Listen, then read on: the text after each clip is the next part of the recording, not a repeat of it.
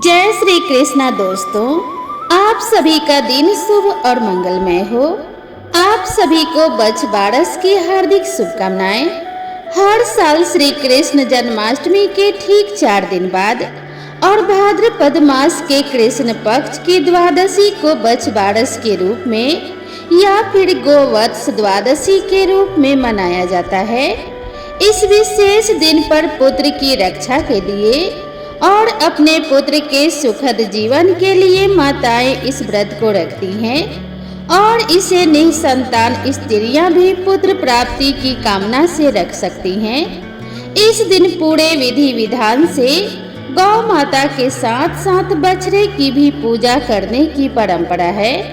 मान्यता है कि सभी देवी देवताओं का गौ माता में वास होता है और गौ और उसके बछड़े की एक साथ पूजा करने से भगवान श्री कृष्ण की बहुत असीम कृपा प्राप्त होती है और उनका आशीर्वाद मिलता है। आज के दिन जो भी लोग सच्चे मन से गोवत्स द्वादशी की पूजा करते हैं, गौ माता की और बछड़े की पूजा करते हैं, उन्हें हर प्रकार की खुशियां और मनोकामना पूर्ति का आशीर्वाद प्राप्त होता है। अब सुनिए बछ बारस के दिन सुनी जाने वाली पौराणिक और पवित्र कथा।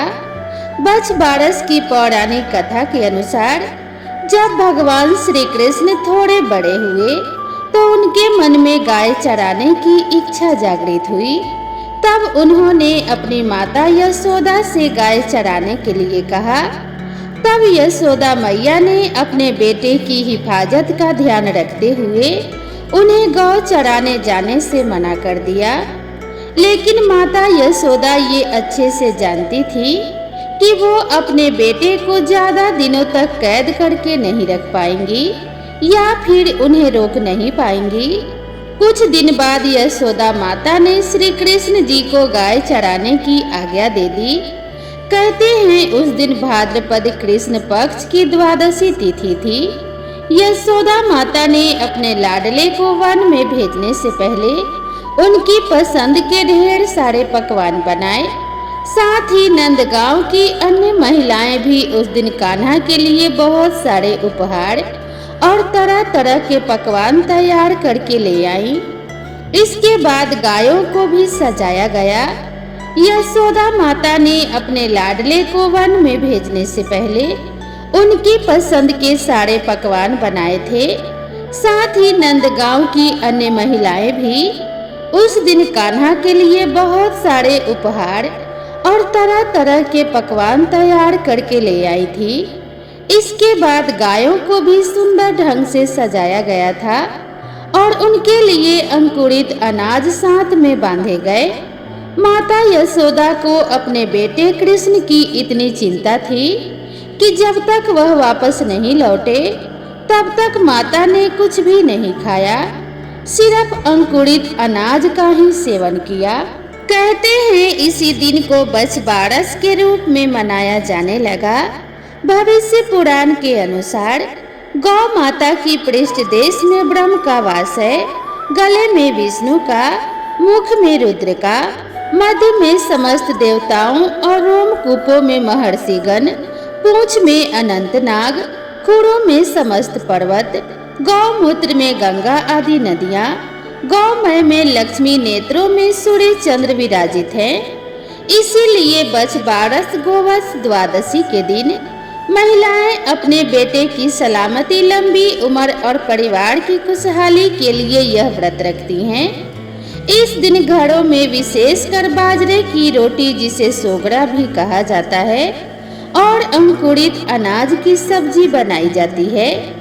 इस दिन गाय के दूध की जगह भैंस या बकरी के दूध का उपयोग किया जाता है।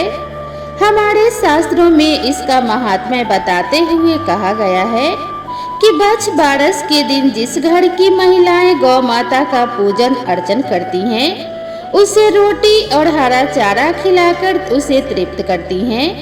उस घर में माता लक्ष्मी सदैव विराजमान रहती हैं और अपनी कृपा सदैव बनाए रखती हैं और उस परिवार में कभी भी अकाल मृत्यु नहीं होती। तो एक बार प्रेम से बोलिए कृष्ण कन्हैया लाल की जय। अब सुनिए बच बारस की अगली कथा, जिसे सुनने मात्र से सभी प्रकार की मनोकामनाएं पूर्ण होती हैं। प्राचीन समय की बात है। एक गांव में एक सास और बहू रहा करती थी। सास बहुत ही धार्मिक थी। नित्य प्रतिदिन मंदिर जाना, पूजा पाठ करना, गौ सेवा करना, यह उसकी दिनचर्या का महत्वपूर्ण हिस्सा था। उसकी बहू भी बहुत ही आज्ञाकारी थी। जो भी उसकी सास कहती वो बिना प्रश्न किए उस कार्य को पूरा कर देती थी। उनके पास एक गाय और एक बछड़ा था। उस गाय का नाम था गेहुला और उसके बछड़े का नाम था जौला। दोनों सास बहू उस गाय और बछड़े से बहुत प्रेम किया करती थी और खूब मन लगाकर उनकी सेवा भी करती थी। वो गाय भी बहुत ही समझदार थी। प्रतिदिन चरने के लिए छोड़ने पर शाम को स्वयं ही अपने घर पर आ जाती थी। एक बार सास ने घर पर जौ की बालियां लगाकर रखी, परंतु वो बहू को उनके विषय में बताना भूल गई। सास हर दिन की भांति प्रातःकाल उठकर अपने नित्य कर्मों से निवृत्त होकर मंदिर जाने के लिए तैयार हुई और गाय को चरने के लिए छोड़ दिया। मंदिर जाते जाते उसने अपने बहू को आवाज लगाकर कहा, बहू मैं मंदिर जाकर आती हूँ, जब तक मैं वापस लौट कर आऊं तब तक तू जौ लाकर काट कर उबालने के लिए रख देना। बहू को घर पर रखे जौ के विषय में कुछ भी पता नहीं था।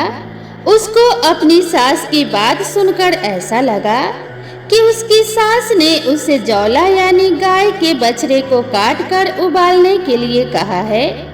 यह सुनकर वो सोच में पड़ गई कि आज सासू माँ ने यह कैसी बात कह दी। अगर मैं उनकी बात मानती हूँ तो मुझे इस निरीह बछड़े की हत्या करनी पड़ेगी, जिससे मुझे गौ हत्या का पाप लगेगा। लेकिन अगर उनकी बात नहीं मानती हूँ और उनके कहे अनुसार नहीं करती हूँ तो उनकी अवज्ञा होगी। वो मेरे लिए भी पाप के ही समान है। वो इसी धर्म संकट में उलझ गई थी। बैठी बैठी यही सोचे जा रही थी कि क्या करूं और क्या ना करूं। अंत में उसने अपनी सास की आज्ञा का पालन करना ही अपना धर्म समझा और गाय के बछड़े जौला को काट कर बर्तन में उबालने के लिए रख दिया। परंतु उस बछड़े की हत्या करके उसके मन को बिल्कुल भी चैन नहीं मिल रहा था और वो उसका दुख मान कर बस रोए जा रही थी। जब उसकी सास वापस आई तो उसकी आंखें घर का दृश्य देखकर आश्चर्य से फटी रह गई। घर में खून ही खून फैल रहा था। जहां तहां खून के धब्बे देखकर उसने अपने बहू को आवाज लगाई। उसकी बहू रोती हुई उसके सामने आ गई। तब सास ने बहू से पूछा कि यह घर में खून कहां से आया। तब बहू ने सास को उसकी कही हुई बात याद कराई और कहा कि यह रक्त जौला का है। मैंने आपके कहे अनुसार उसको काट कर उबालने के लिए रख दिया है। बहू की बात सुनकर सास ने बहू से कहा, मैंने तुम्हें घर में रखे जौ को काट कर उबालने के लिए कहा था, न कि गाय के बछड़े जौला को काट कर उबालने के लिए कहा था। सास की बात सुनकर बहू अपनी सुध-बुध खो बैठी। उसकी सास का भी दुख के मारे बुरा हाल हो गया। तब सास ने हिम्मत करके अपनी बहू को संभाला और उसे अपने साथ अपने इष्ट देव के मंदिर लेकर गई। वहां पहुंचकर दोनों सास बहू हाथ जोड़कर उनके आगे खड़ी हो गई। उनके सामने बारंबार माथा टेका, नाक रगड़कर बहू की गलतियों के लिए क्षमा मांगने लगी। सास ने कहा कि हे प्रभु, मैंने सदा ही आपका ध्यान और पूजन पूरी श्रद्धा एवं भक्ति के साथ किया है और हमेशा अपने धर्म का पालन किया है। मेरी आपसे विनती है कि यदि मेरी बहू ने यह सब जानबूझकर किया है तो इससे सजा दो, और अगर यह इससे भूलवश हुआ है तो इसे क्षमा करो और उस बछड़े को पुनः जीवित कर दो। दोनों सास बहू मंदिर में भूखी प्यासी ईश्वर का ध्यान करती रही। जब शाम होने लगी तब उन्हें लगा कि अब गाय चढ़कर वापस आने वाली होगी और अपने बछड़े को जीवित ना पाकर उसका क्या हाल होगा। यही सोचकर वो मंदिर से घर के लिए रवाना हो गई। घर पहुंचकर उन्होंने देखा कि गाय भी आ चुकी है। सास बहू के आगे भविष्य के बारे में सोचकर भयभीत हो रही थी। तभी जैसे ही गाय रंभाते हुए घर की तरफ बढ़ी, उसका बछड़ा घर के अंदर से दौड़ता हुआ अपने माँ के पास आ गया। यह देखकर सास बहू दोनों विस्मित हो गई और बार बार ईश्वर का धन्यवाद देने लगी। तब उन्होंने घर आकर उस गाय और बछड़े की खूब सेवा करी। तब से स्त्रियां अपनी संतान की रक्षा और लंबी आयु के लिए बछबारस का व्रत एवं पूजा अर्चना पूरे श्रद्धा भाव से करती हैं।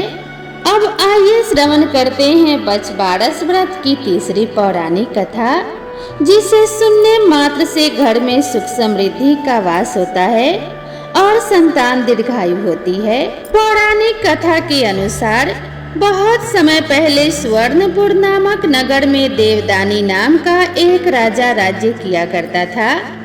उस राजा की दो रानियां थी। एक का नाम था सीता और दूसरी का नाम था गीता। देवदानी एक न्यायप्रिय और धर्मपरायण राजा था। राजा के पास एक बहुत बड़ी गौशाला थी। उसमें बहुत सी गाय और भैंसें थी।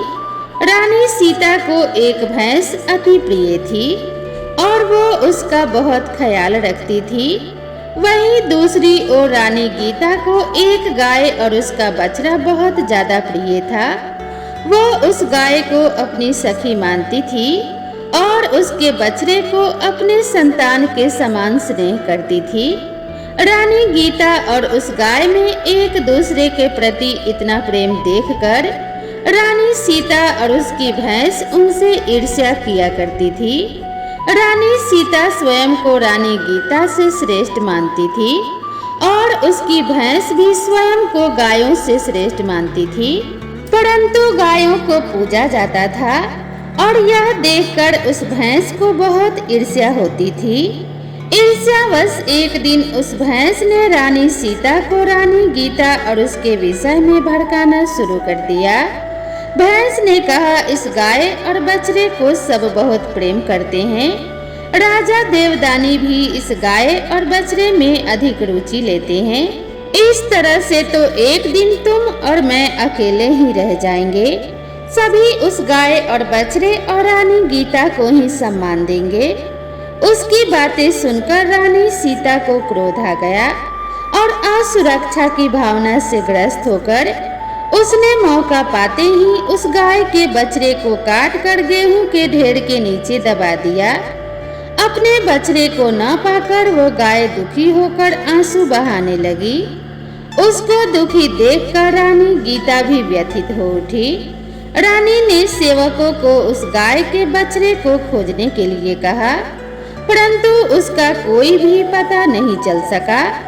ऐसे ही कुछ दिन बीत गए। एक दिन राजा जब भोजन करने बैठा तो राजा को भोजन में से बहुत बुरी दुर्गंध आने लगी। उसे सभी तरफ रक्त और मांस ही मांस दिखाई देने लगा। यह देखकर राजा तुरंत भोजन से उठ गया। जैसे ही वो भोजन से उठकर बाहर की तरफ गया, तभी बाहर रक्त और मांस के टुकड़ों की बारिश होने लगी। यह सब देखकर राजा बहुत परेशान हो उठा। उसे तो कुछ भी समझ में नहीं आ रहा था कि आखिर ऐसा क्यों हो रहा है। तब वो अपने गुरु के पास गया। उसके गुरु बहुत ही ज्ञानी और सिद्ध पुरुष थे। उन्होंने अपने तपोबल से यह जान लिया कि रानी सीता ने भैंस के भड़काने और असुरक्षा के भाव के कारण गाय के बछड़े को मारकर गेहूं के ढेर के नीचे दबा दिया है। उन्होंने राजा देवदानी से कहा कि हे राजन, तुम्हारी रानी ने एक भैंस की बातों में आकर गाय के बछड़े की निर्मम हत्या करके गेहूं के ढेर के नीचे दबा दिया है। यह सब उसी का परिणाम है। जल्द ही बछ बारस आने वाली है। उस दिन तुम अपने रानियों के साथ गाय के बछड़े की पूजा करना और उस भैंस को नगर से निकाल देना। राजा ने आकर सारी बात अपने रानियों से कही। राजा की बात सुनकर रानी सीता को अपनी भूल का एहसास हुआ और उसने प्रायश्चित करने का निश्चय किया। राजा ने उस भैंस को नगर से बाहर छुड़वा दिया। बछ बारस के दिन पूरे विधि विधान से राजा और रानियों ने गाय और बछड़े का पूजन किया। उस दिन उन्होंने कोई भी कटी हुई वस्तु का उपयोग नहीं किया और न ही गाय के दूध से बनी किसी भी वस्तु का उपभोग किया। रानी सीता ने पूजन करके अपनी गलती की क्षमा याचना की। बछ बारस के पूजा के प्रभाव से वो गाय का बछड़ा फिर से जीवित हो गया और उस रानी के सभी पाप भी नष्ट हो गए। बछ बारस के दिन गाय और बछड़े के पूजन का विशेष महत्व है। ऐसा करने से संतानवती स्त्रियों की संतान दीर्घायु होती है और उनके प्राणों पर कोई भी संकट नहीं आता। तो एक बार प्रेम से बोलिए बछ बारस माता की जय। अब आइए श्रवण करते हैं बछ बारस की पौराणिक कथा।